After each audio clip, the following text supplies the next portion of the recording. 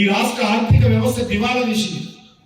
TRS కారణంగా, కేసీఆర్ కారణంగా, రేవంత్ రెడ్డి కారణంగా తెలంగాణ ఆర్థిక వ్యవస్థ దివాలా.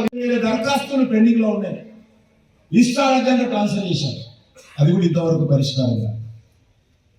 కస్తూర్బా టీచర్స్ వాళ్ళ సమస్యలు ఆ రకంగా ఉన్నాయి. ఈరోజు అంగన్వాడీ టీచర్స్ వాళ్ళ సమస్యలు ఆ రకంగానే ఉన్నాయి. వాళ్ళను పర్మనెంట్ చేస్తానని చెప్పారు రేవంత్ రెడ్డి. ఈరోజు 14 నెలలైంది ప్రభుత్వం వచ్చి, అతిగతి లేదు. దొంగ కేసీఆర్ ఏ రకంగా వివరణ చేసిందో ఈరోజు రేవంత్ రెడ్డి కాంగ్రెస్ పార్టీ కూడా అదే పరిస్థితి. రెండు ఒకే తాను ముక్కలే. రెండు ఆ రోజు అవినీతికి పాల్పడ్డారు, ఇప్పుడు ఈయన అవినీతికి పాల్పడ్డాడు. ఆయన కేసీఆర్ కుటుంబానికి దోచిపెట్టాడు, ఈయన రాహుల్ గాంధీ కుటుంబాన్ని దోచిపెడుతున్నాడు. వీళ్ళు ఇస్తున్నారు, అనేక రకాల హామీలు ఇచ్చారు. ఏ రకంగా ఆర్థిక వనరులు సమకూర్చుకుంటారు, మీకు ఆదాయం ఎట్లా వస్తుంది వాళ్ళకి తెలియదు. 14 నెలలు. I'm telling one thing, sir. We need all private teachers 5 to 10 lakhs health insurance, sir. And second thing, farmers ki istunnaru sir, sudden death insurance 5 lakhs. And all private teachers also we need sudden death insurance, sir. This is my opinion, sir. Thank you.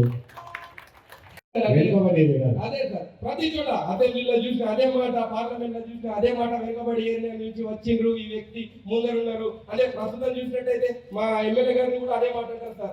అంటే మా MP గారిని అంతకుముందు స్వర్గీయులు అయినారు, వారిని కూడా అదే మాట అంటుండే సార్. అది కాదు సార్ మా ఏరియా, ఎడ్యుకేషన్ ఏరియా సార్.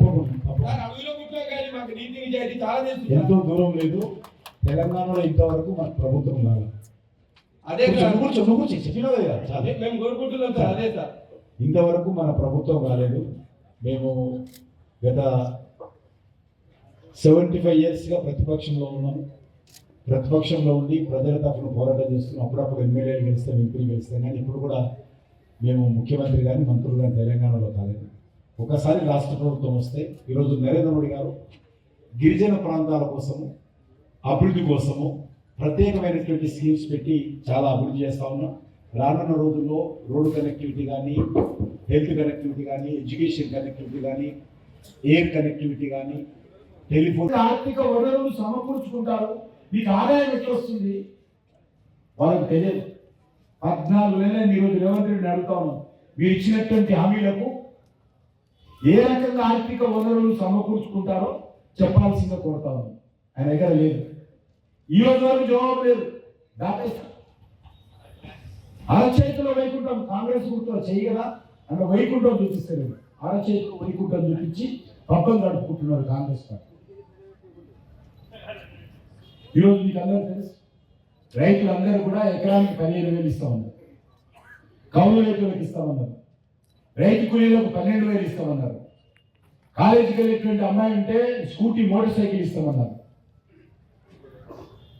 మహిళలందరికీ నెలకు 2,500 రూపాయలు ఇస్తామన్నారు. ఉద్యోగం లేనటువంటి నిరుద్యోగులకు నెలకు 4,000 ఇస్తామన్నారు. దళిత కుటుంబాలకు 12 లక్షలు ఇస్తామన్నారు. అలాగే ఇంత కట్ట ఉంది అని పేరు చెప్పారు. చెప్పాలంటే ఇంత కట్ట ఉంది, మిమ్మల్ని ఇబ్బంది పెట్టాయి ఇంత రాత్రి. ఈ రకంగా ప్రతి ఒక్కరికి అనేక రకాల హామీలు ఇచ్చారు. ఈ ఒక్కటి కూడా చేయదు. ఎప్పుడు చేస్తారో ఆయనకే తెలియదు. అలాగే డబ్బులు ఉండేదా చేయడం. అధికారం కోసం ఏమైనా మాట్లాడతాం, ఓట్లు వస్తే చాలు, మేము ఎమ్మెల్యేలు అయితే చాలు, మేము ముఖ్యమంత్రులు అయితే చాలు అనే విధంగా వీళ్ళు వివరించారు. కాబట్టి ఈరోజు తెలంగాణ ఈ రకమైంది.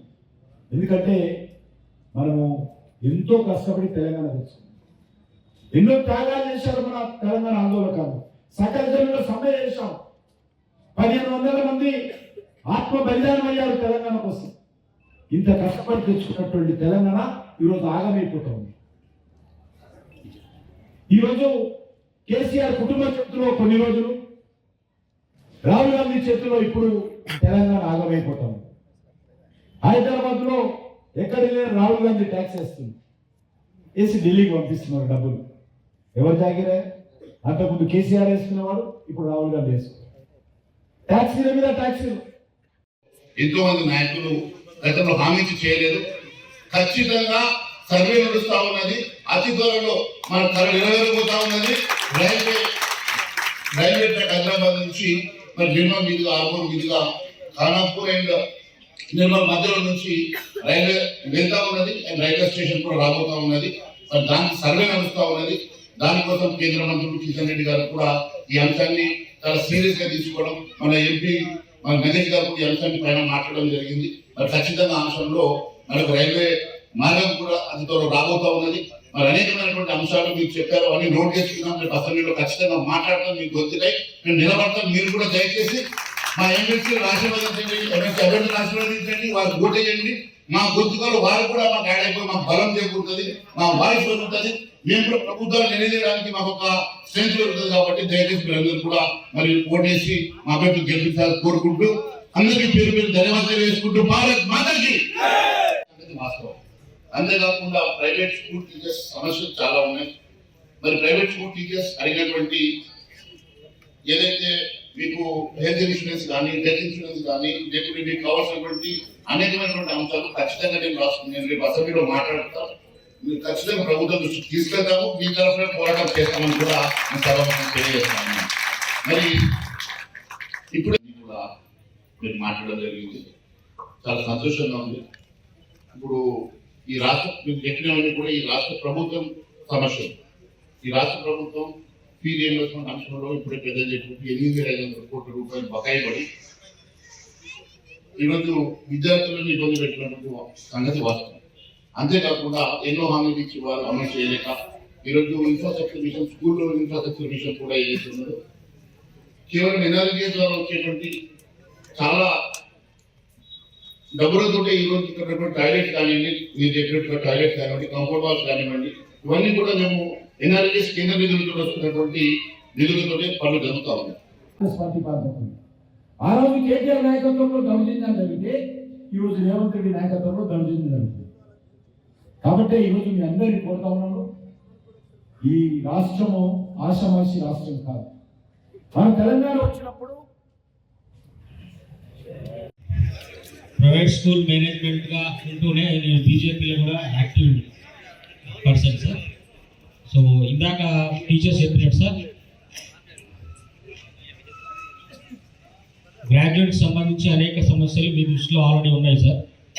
సో ఇందాక తమ్ముళ్ళు చెప్పినట్టు ఏదైనా ఎగ్జామ్ రాసినప్పుడు ఫీజు వేవియర్ ఇవ్వడం, అట్లాంటి వాటితో పాటు ఉద్యోగ అవకాశాలు కూడా సార్ కేంద్ర ప్రభుత్వం ఆధ్వర్యంలో కూడా వీలైతే ఇంకా కల్పిస్తే బాగుంటుంది సార్. ఎందుకంటే ఉద్యోగం అనేది చాలా పెద్ద సమస్య ఉంది సార్ ఇప్పుడు. అలాగే అంటే అందరికీ జాబ్ రాదు కాబట్టి సార్, ఆల్రెడీ మన సెంట్రల్ గవర్నమెంట్ మోడీజీ గారు అనేక పరిశ్రమలు ఏర్పాటు చేస్తారు. కాబట్టి మా వెనుకబడిన ప్రాంతం కాబట్టి ఇక్కడ కూడా ఏదైనా పెద్ద ఎత్తున ఒక పరిశ్రమ ఏర్పాటు చేస్తే దానివల్ల అనేక మందికి ఉపాధి దొరుకుతుంది సార్. అందరికీ ప్రభుత్వ ఉద్యోగాలు కావాలి కాబట్టి ఒక మంచి పరిశ్రమ ఏర్పాటు చేస్తే దానిలో ఎటు తిరిగి ఉపాధి కావాలి. కాబట్టి ఒక పెద్ద పరిశ్రమ, చాలా ల్యాండ్ అయితే చాలా ఉంది సార్ ఈ డిస్ట్రిక్ట్లో సార్, అందరి పెద్దలకు తెలుసు. కాబట్టి అలాంటి ఒక పరిశ్రమ వస్తే బాగుంటుందని కోరుకుంటున్నాను సార్. Thank you. ఇప్పుడు ప్రజెంట్ ఫస్ట్ టైం గ్రాడ్యుయేట్ వేస్తున్నా, బట్ నా సర్టిఫికేట్స్ స్టిల్ మా కాలేజీలో ఉన్నాయి. దానికి కారణం ఫీజు రీయింబర్స్మెంట్ రాక నేను ఎన్నో కొన్ని ఉద్యోగాలు గవర్నమెంట్ ఉద్యోగాలు అప్లై చేయాలన్న మా సర్టిఫికేట్ మా కాలేజీలో ఆగిపోవడం వల్ల, మేము విదేశాలు చదువుకోవడానికి వాణిజ్య సర్టిఫికేట్ ఇవ్వలేకపోవడం వల్ల గ్రాడ్యుయేట్ అని చెప్పుకోవడం మాకు గౌరవం ఉంది సార్. కానీ ఆ గ్రాడ్యుయేట్స్ అని మేము అనుకోని లోపు మా సర్టిఫికేట్లు మాకు రావాలని మేము కోరుకుంటున్నాం సార్.